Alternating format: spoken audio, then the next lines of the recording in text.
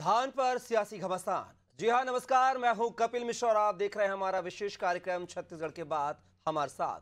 आज बात छत्तीसगढ़ विधानसभा में केंद्रीय पूल में पूरा चावल नहीं लेने पर हुए हंगामे की। छत्तीसगढ़ विधानसभा में मंगलवार को कांग्रेस धान खरीदी और केंद्रीय पूल में पूरा चावल नहीं लेने पर चर्चा के लिए स्थगन प्रस्ताव लाई थी, जिसे विधानसभा अध्यक्ष ने नामंजूर कर दिया है, जिस पर कांग्रेस विधायकों ने जमकर हंगामा भी किया और गर्भगृह तक पहुंच गए। अध्यक्ष ने हंगामा करने वाले कांग्रेस के 29 विधायकों को निलंबित कर दिया है। धान का मामला उठाते हुए नेता प्रतिपक्ष चरणदास महंत ने कहा है कि प्रदेश सरकार ने धान 149 लाख मीट्रिक टन खरीदा है, लेकिन 40 लाख मीट्रिक टन धान बाजार में नीलाम करने का निर्णय ले रही है। महंत ने कहा है कि पंजाब में डबल इंजन की सरकार नहीं है, इसके बावजूद सारे चावल लिए जा रहे हैं। महंत का आरोप है कि बाजार में धान नीलाम करने से 8,000 करोड़ का घाटा हो रहा है। वहीं पूर्व सीएम भूपेश बघेल का कहना है कि केंद्रीय पूल में चावल जमा नहीं होना दुर्भाग्यपूर्ण है। आपको बता दें कि धान चावल का केंद्रीय पूल भारत सरकार द्वारा संचालित एक ऐसा तंत्र है जिसके तहत केंद्र सरकार राज्यों से धान चावल खरीदती है और फिर इसे विभिन्न सार्वजनिक वितरण योजनाओं और अन्य सामाजिक योजनाओं के माध्यम से वितरित करती है। इसमें हर राज्य का कोटा तय रहता है। छत्तीसगढ़ सरकार का कहना है कि केंद्रीय पूल में कोटे का धान जमा हो चुका है। कोटा बढ़ाने के लिए केंद्र से आग्रह किया गया है। छत्तीसगढ़ के खाद्य मंत्री दयालदास बघेल का कहना है कि कांग्रेस सरकार ने भी अधिशेष धान की नीलामी की थी, फिर भी कांग्रेस को खुले बाजार में नीलामी से आपत्ति क्यों है और सरकार ज्यादा धान खरीदकर अरबों रुपए का घाटा उठाने वाली क्यों है? क्या यह खजाने पर बोझ नहीं है? इन सभी मुद्दों पर चर्चा करेंगे, लेकिन सबसे पहले आपको सुनवाते हैं कुछ प्रतिक्रियाएं। सरकार ने खुद स्वीकार किया 149 लाख मीट्रिक टन जो धान खरीदी हुई है, उसमें सेंट्रल पूल में चावल जमा करने और स्टेट पूल में चावल जमा करने के बाद भी 40 लाख मीट्रिक टन धान का निष्पादन नहीं हो पाएगा, इसलिए खुले नीलामी की जाएगी। और दूसरा ये भी कहा गया है कि 5,30,000 मीट्रिक टन चावल पिछले समय का बचा है, उसका भी निष्पादन नहीं हुआ है।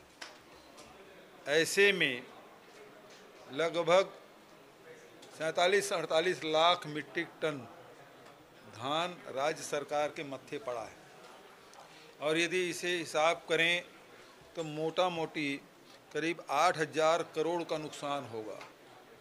और इसलिए हम लोगों ने स्थगन लाया था कि एक नवोदित राज्य पर केंद्र सरकार के उपेक्षापूर्ण रवैया से राज्य कोष में लगभग 8,000 करोड़ का नुकसान होगा। केंद्रीय पूल में जमा करने का लगा था तो 22-23 में 10 लाख मीट्रिक टन जमा करने को शेष रहा है, जो पुराने कार्यकाल का है, उसका भी हम लोग राशि वसूल कर ले हैं। और दूसरा 23-24 में सर्वाधिक चावल हम लोग जमा किए हैं, 78 लाख मीट्रिक टन का चावल जमा किया है, उसमें भी लगभग 5,27,000 टन शेष है। उस पर भी बहुत जल्दी निर्णय कर लिया जाएगा।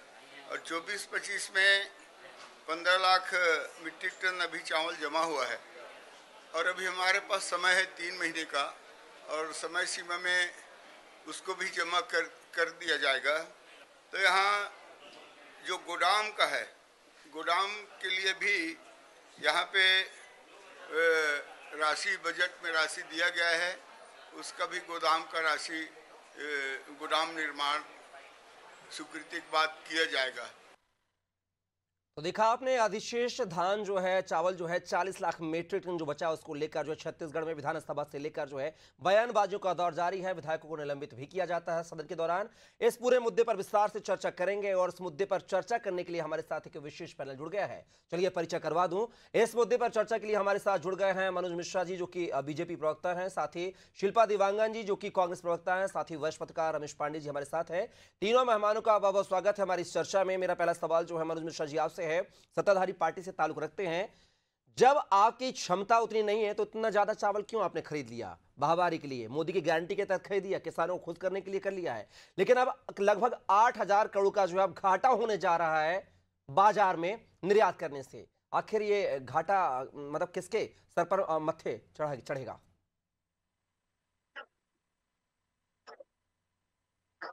मनोज जी, आपको आवाज आ रही है मेरी? चलिए, शायद जो है संपर्क स्थापित नहीं हो पा रहा। शिल्पा दिवांगर जी, मैं आपसे चर्चा करना चाहूंगा। जब आपके शासनकाल में भूपेश बघेल की सरकार थी, तब भी बाजार से नीलामी हुई है चावल की, और अब वही काम जो है बीजेपी सरकार कर रही है, तो फिर पेट में दर्द क्यों हो रहा है?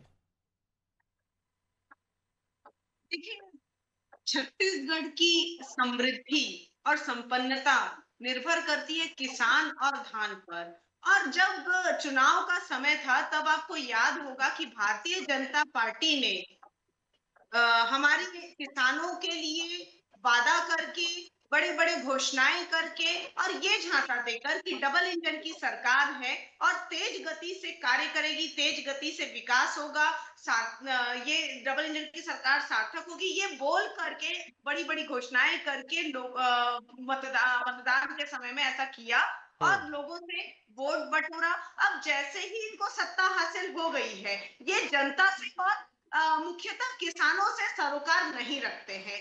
एक बात बताइए, जब सेंट्रल पूल में धान ये नहीं दे पा रहे हैं, जब खरीदी नहीं हो पा रही है, तो डबल इंजन की सरकार का क्या मतलब हुआ?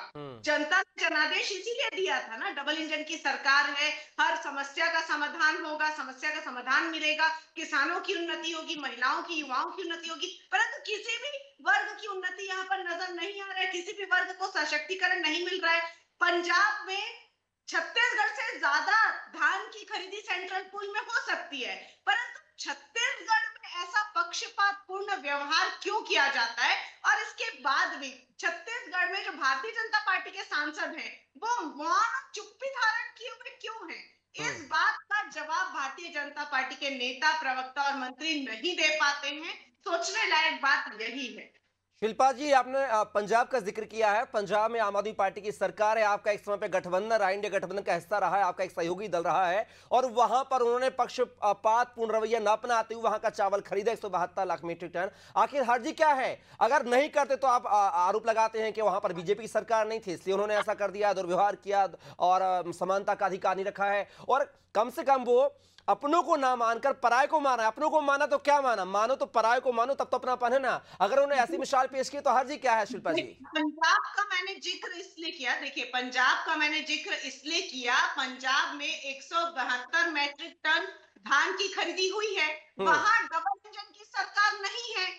हमारे यहाँ छत्तीसगढ़ में 146 मैट्रिक टन की खरीदी हुई है, परंतु उसके बाद भी यहाँ से छत्तीसगढ़ से धान सेंट्रल पूल में नहीं जा पा रहा है। मैंने कंपेयर बताया तो नहीं, बिल्कुल, लेकिन आपको अच्छा नहीं लग रहा है क्या कि जहां पर बीजेपी की सरकार है वहां पर भी केंद्र सरकार जो है अच्छा काम कर रही है? इससे खुश नहीं है क्या आप? छत्तीसगढ़ से पक्षपात क्यों? केंद्र की छत्तीसगढ़ से पक्षपात क्यों? बड़ा सवाल है। मनोज मिश्रा जी जवाब ले लेते हैं। मनोज जी जवाब लेते हैं। शिल्पा जी, मनोज जी, हाँ, मैं जवाब ले रहा हूँ। शिल्पा जी, आपके सवाल का ही जवाब ले रहा हूँ। मनोज जी, यहां पर आपने 149 लाख मीट्रिक टन की खरीदी कर ली है, आपने केंद्रीय पूल और राज्य पूल में सब देने के बाद जो 40 लाख मीट्रिक टन बकाया है, आखिर पंजाब का 172 लाख मीट्रिक टन केंद्र सरकार खरीद सकती है, जहां पर उनकी सरकार नहीं है पंजाब में। फिर छत्तीसगढ़ से यही चावल क्यों नहीं खरीदा जा रहा? क्या वजह है? उसका जवाब दे दीजिए मनोज जी। आप सभी का बहुत बहुत अभिवादन। मैं कांग्रेस के प्रवक्ता से पूछना चाहता हूं कि 5 साल तक आप लोगों की सरकार थी, 5 साल के बाद जनता ने आपको नकार दिया, आपको हटा दिया। इस 5 साल में आपने धान भंडारण के लिए क्या योजना बनाई? धान भंडारण के लिए आप लोगों की क्या स्कीम थी? और 5 साल तक आप लोगों ने क्या किया? इस विषय पर थोड़ा जवाब देने की कोशिश कीजिएगा।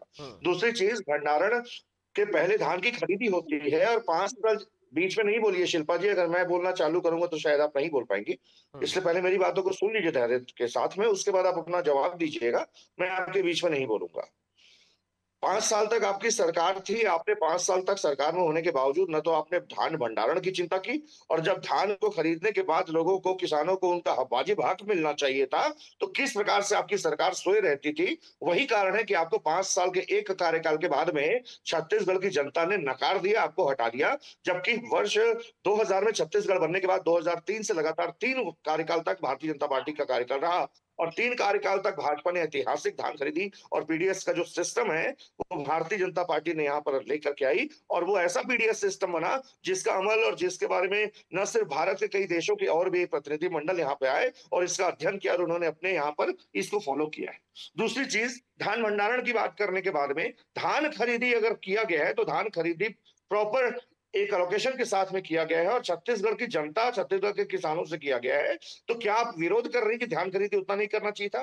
तीसरी चीज, किसानों को उनका वाजिब हक प्राप्त हो गया है, लेकिन भंडारण का विषय अगर निश्चित रूप से नहीं हो पाया है, उसके बारे में इस बजट में, जो कि एक बहुत ही शानदार बजट प्रस्तुत हुआ इस बार में, उस बजट में धान के भंडारण को लेकर के भी छत्तीसगढ़ राज्य सरकार ने चिंता दिखाई है और आने वाले समय में भंडारण का उचित प्रबंधन भी होगा, यह भी मैं आपको बता दूं।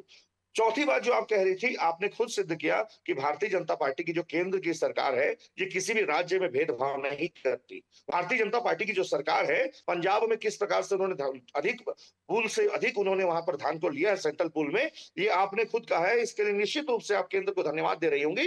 बाकी रही बात छत्तीसगढ़ की, प्रत्येक राज्य का एक कोटा होता है।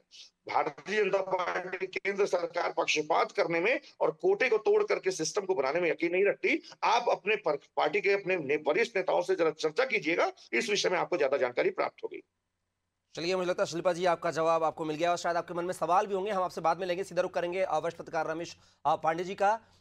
रमेश जी, जिस तरीके से 40 लाख मीट्रिक टन जो बचा हुआ शेष अधिशेष जो धान बचा हुआ है, जिसको लेकर जो है इतनी सियासत हो रही है और इससे यह भी कहा जा रहा है कि बाजार में नीलामी करने से जो है राजकोष में करीब 8 करोड़ रुपए का जो है घाटा होगा। कांग्रेस की बातों, कांग्रेस की दलीलों को कैसे देखते हैं और जो सरकार दलील रख रही है, जो मनोज मिश्रा जी ने दलील रखी है, उनसे कितना इत्तेफाक रखते हैं रमेश जी?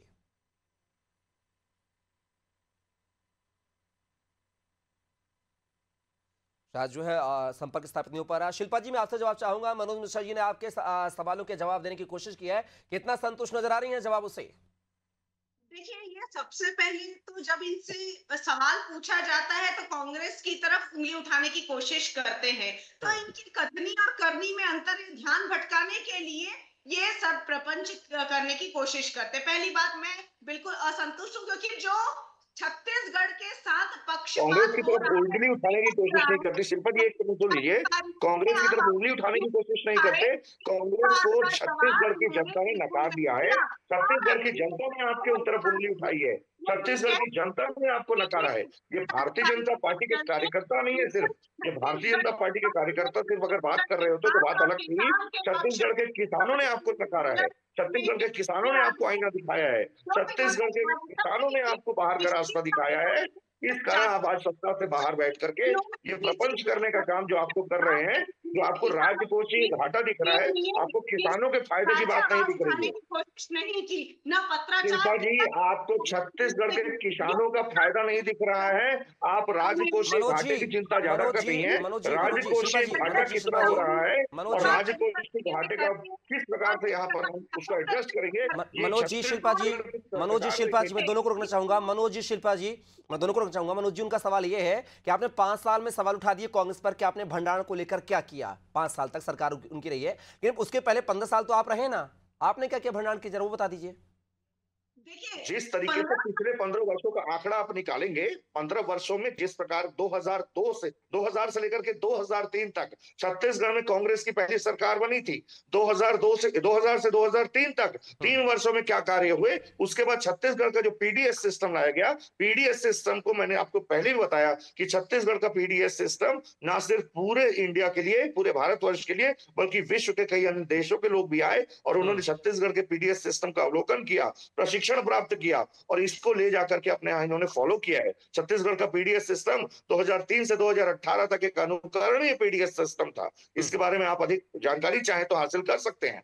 चलिए, रमेश पांडे जी हमारे साथ जुड़े, उनका रुख कर लेते हैं। पांडे जी, जिस तरीके से 40 लाख मीट्रिक टन जो अधिशेष बचा हुआ है, जिसको लेकर कांग्रेस और बीजेपी जो है आक्रामक नजर आ रहे हैं और कहा जा रहा है कि 8,000 करोड़ का जो घाटा होगा बाजार में नीलाम करने से, आखिर वो कौन सा, क्या उसकी भरपाई केंद्र सरकार करेगा या राज्य सरकार को वो घाटा उठाना पड़ेगा? उस घाटे का जो है कैसे वजन कम करेगी सरकार? देखिए कपिल, ये बहुत गंभीर मुद्दा है और बहुत रहस्यात्मक मुद्दा है। इसको थोड़ा समझने की जरूरत है। इससे जो समझदार लोग होंगे वही समझ पाएंगे। मैं किसी को नाराज नहीं करना चाहता, ना भाजपा को ना कांग्रेस को, लेकिन ये कहना चाहता हूं कि कांग्रेस ने भ्रष्टाचार की जो नींव रखी थी, भारतीय जनता पार्टी उस पर महल बना रही है। ये छत्तीसगढ़ में धान को खुले बाजार में नीलामी की शुरुआत कांग्रेस की सरकार में हुई, पिछले भूपेश बघेल की सरकार में, जिसमें 8.5 लाख या 9 लाख टन जो है धान नीलामी की गई थी। और भारतीय जनता पार्टी ने उसी नींव पर महल बनाते हुए 40 लाख टन जो है मैट्रिक टन धान को खुले बाजार में नीलाम करने जा रही है। आप समझने की कोशिश करिए कि राज्य सरकार धान नहीं खरीदती है, धान खरीदती है केंद्र सरकार, राज्य सरकार एजेंसी के रूप में कार्य करती है और धान खरीदने का पूरा पैसा भी केंद्र सरकार देती है। लेकिन यहाँ पर ये नहीं समझ में आ रहा है कि आखिर ऐसी कौन सी परिस्थिति आ गई कि 40 लाख मैट्रिक टन धान खुले बाजार में सरकार को नीलाम करना पड़ रहा है और उसका चावल सेंट्रल पूल में नहीं जमा हो पा रहा है। इसके लिए सरकार को जवाब देना चाहिए कि जो इससे घाटा होने जा रहा है, उस घाटे की भरपाई वो कैसे करेंगे और घाटा क्यों होने दे रहे हैं, ये मेरी समझ में बात नहीं आ रही है। जबकि दूसरे राज्यों की स्थिति आप देखिए, जैसे पंजाब का उदाहरण दिया जा रहा है और राज्यों का उदाहरण दिया जा रहा है। जब धान की खरीदी शुरू होती है तो उसके पहले जो विपणन विभाग होता है, कृषि विभाग होता है या उद्योग विभाग होता है, वो पूरा एक प्रस्ताव केंद्र सरकार को देता है, केंद्र सरकार उस पर सहमति देता है, फिर धान की खरीदी होती है और उस धान की खरीदी का भुगतान भी केंद्र सरकार ही करती है और उससे जो उत्पादित होने वाला चावल है उसका निराकरण भी केंद्र सरकार के जिम्मे ही है। आपको बताऊं, जब ये सरकार नहीं बनी थी उसके पहले यहाँ पीयूष गोयल जो केंद्र में उद्योग मंत्री हैं, वो यहाँ आए थे, प्रेस कॉन्फ्रेंस उन्होंने किया था और कहा था आप जितना धान चाहो उतना धान हमें दो, हमें कोई उसकी लिमिट नहीं है, आप जितना उत्पादन कर सकते हो करो और हमें दो। लेकिन आज वो परिस्थिति मेरे समझ में नहीं आ रही कि ऐसा क्यों हो रहा, ये चीजें स्पष्ट करना चाहिए सरकार को। चलिए मैं जवाब लेता हूं मनोज मिश्रा जी। मनोज मिश्रा जी, रमेश पांडे साहब ने बड़े सवाल दागे हैं पीयूष गोयल का, जो आपके पार्टी में मंत्री थे। जितना धान उगाना है उगाइए, खरीदी हम करेंगे, फिर अब काहे पीछे हट रहे हैं केंद्र सरकार? कोई केंद्र सरकार ना तो पीछे हट रही है, ना तो केंद्र सरकार इसमें पीछे हटने की उनके कोई मंशा है। छत्तीसगढ़ राज्य सरकार पिछले 5 वर्षों में जब कांग्रेस की थी उस समय, जबकि मैं रमेश पांडे जी को बताना चाहूंगा कि सिर्फ सरकारें जब धान खरीदी करती हैं, बीच में ना बोले शिल्पा जी, फिर से आप बीच में बोल रही हैं, आपसे निवेदन है कि आप बीच में ना बोलें। आप बीच में अगर बोल रही है शिल्पा जी तो आप अपने समय पर तैयार रहिएगा। मैं कहना चाह रहा था कि जब केंद्र सरकार पूल से धान खरीदती है तो उसको भंडारण करने की जिम्मेदारी राज्य सरकार की होती है, रमेश पांडे जी। और जिस समय राज्य सरकार भंडारण करती है, एक तय समय सीमा में केंद्र सरकार उस धान को ट्रांसफर करती है, लेकिन सारा जो धान होता है, सारे के सारे धान की खरीदी करके केंद्र सरकार दिल्ली में ले जाकर जमा नहीं करती है। इस विषय में आपको जानकारी होनी चाहिए। दूसरी चीज, मैंने आपको कहा कि पिछले 5 वर्षों में जब 2018 से 2023 तक कांग्रेस की गवर्नमेंट थी, उस समय धान भंडारण की चिंता करने का विषय और किस प्रकार से धान भंडारण होगा और प्रति वर्ष जो धान के उत्पादन में वृद्धि हो रही है उसके तुलनात्मक रूप में किस प्रकार से भंडारण की चिंता होगी, इसकी चिंता पिछले 5 वर्षों में नहीं की गई। इन सब विषयों के ऊपर मैं प्रकाश डालना चाह रहा था। निश्चित रूप से इस विषय में अगर कांग्रेस की सरकार ने अपने समय में काम किया होता तो आज ये स्थिति उतनी निर्मित नहीं होती। दूसरी चीज, कांग्रेस लगातार उन विषयों को उठाती है जिन विषयों से मनोज जी सवाल का जवाब दे दिए। रमेश पांडे साहब का सवाल था, फिर मैं शिल्पा देवांगन जी का रुख करूंगा। इस जो नुकसान की भरपाई कैसे होगी, कौन करेगा? एक लाइन में जवाब चाहूंगा, फिर मैं शिल्पा जी का रुख करूंगा। देखिए, यह नुकसान क्या होगा, कितना होगा, यह भी कोई आंकड़ा सामने नहीं आया। ये भूपेश बघेल जी की जुबानी है कि भूपेश बघेल जी ने कह दिया कि 8,000 करोड़ का नुकसान होगा। तो भूपेश बघेल जी के कारण अगर छत्तीसगढ़ में जो शराब घोटाला हुआ उसके कारण कितने का नुकसान हुआ, भूपेश बघेल जी के नेतृत्व में जो कोल घोटाला हुआ उसमें कितने का नुकसान हुआ, भूपेश बघेल जी के जो चैतन्य बघेल के ऊपर केस चल रहे हैं उसके कारण जो छत्तीसगढ़ का छत्तीसगढ़ में जितने घोटाले हुए उससे कितना नुकसान हुआ, पहले भूपेश बघेल जी इसका जवाब दें, कांग्रेस के प्रवक्ता इसका जवाब दें कि भूपेश बघेल और कांग्रेस की सरकार समय का अभाव है मनोज जी, समय का अभाव। शिल्पा जी का रुख करूंगा सीधा, समय का अभाव है मनोज जी, समय का अभाव है। डबल इंजन की सरकार का मतलब क्या है ये बता दीजिए शिल्पा जी, शिल्पा जी, आप मेरे प्रश्नों का जवाब दीजिए। चैतन्य बघेल आपके जो मुख्यमंत्री के सुपुत्र हैं, उन्होंने 21,000 करोड़ के शराब घोटाले को किया। वो 21,000 करोड़ का घोटाला जो छत्तीसगढ़ की जनता की गाड़ी कमाई से हुआ है, उसका भुगतान चलिए कौन करेगा?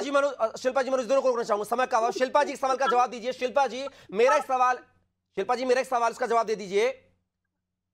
शिल्पा जी मेरा एक सवाल है, और रमेश पांडे साहब ने कहा कि ये जो शिल्पा जी रमेश पांडे साहब ने कहा कि जो ओपन मार्केट में चावल बेचने का जो रिवाज है, जो चलन है, वो आपने शुरू किया था, उसी परिपाटी पर तो बीजेपी जा रही है। बस आपने कम कर किया, वो ज्यादा कर रहा है। शुरुआत तो आपने रखी नहीं, तो आपने रखी ना शिल्पा जी। देखिए मैं इसका जवाब दे रही हूँ। हम मानते हैं कि जब केंद्र में भारतीय जनता पार्टी की सरकार और यहाँ प्रदेश में कांग्रेस सरकार थी, कांग्रेस सरकार के चलते केंद्र सरकार ने पक्षपात पूर्ण सौतेला व्यवहार किया।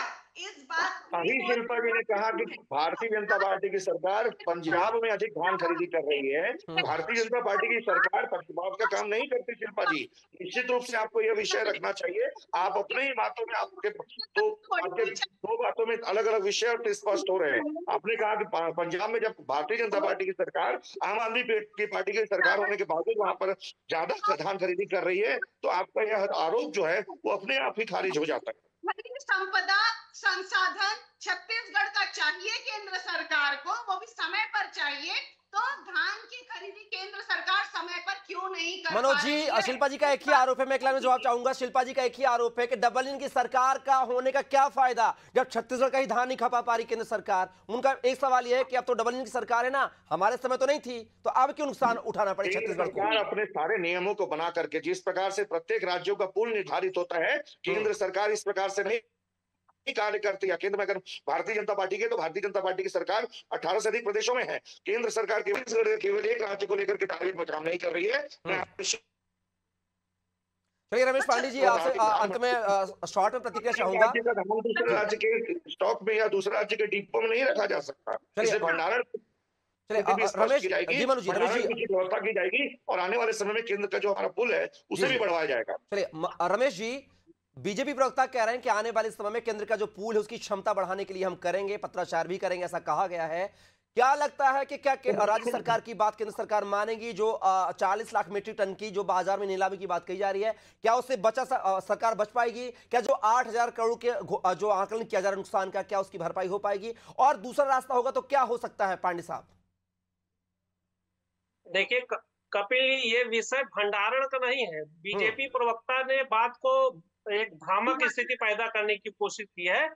विषय भंडारण का नहीं है, विषय है निस्तारण का, चावल के निस्तारण का। चावल जो उपार्जन हो रहा है उसको कहाँ खपाएंगे, विषय इसका है। सरकार के भंडारण की कोई समस्या नहीं है।